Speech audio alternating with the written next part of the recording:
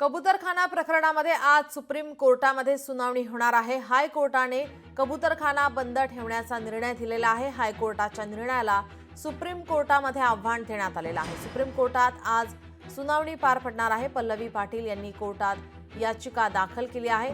या याचिकेवर आज सुनावणी होणार आहे।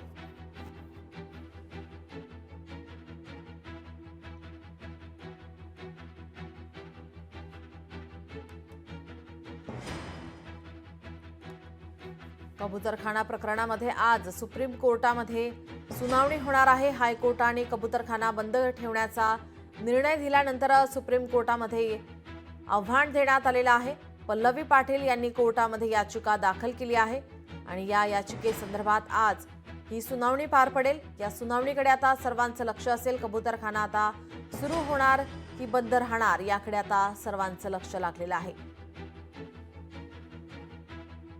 आपल्या प्रतिनिधी भाग्यश्री आचार्य प्रधान आपल्यासोबत जोडल्या गेल्या आहेत। भाग्यश्री, आपण पाहतोय कबूतरखान्यावरून अनेक आंदोलनं झालेली आहेत। जैन समाज आक्रमक पाहायला मिळत होता। आज सुप्रीम कोर्टामध्ये सुनावणी, काय अधिकची माहिती? नक्कीच आपण जर बघितलं तर एकंदरीतच कबूतरखाना हे एक वेगळं रूप कबूतरखान्यांनी घेतलेलं पाहायला मिळालं। अधिवेशनात विषय मांडला गेला, उच्च न्यायालयाने त्याला स्थगिती दिली। महापालिकेने देखील कारवाई करण्यास सुरुवात केली, जे लोक कबुतरांना दाणापाणी घालतात त्यांच्यावर। त्यानंतर महापालिकेने तिथे ताडपत्री लावली, ते ताडपत्री काढण्याचा एक प्रकार झाला। त्यावेळेला देखील मोठा गोंधळ झालेला। आपल्याला थोडं थांबवते, विजय वडेट्टीवार बोलतात, आपण थेट जाऊयात।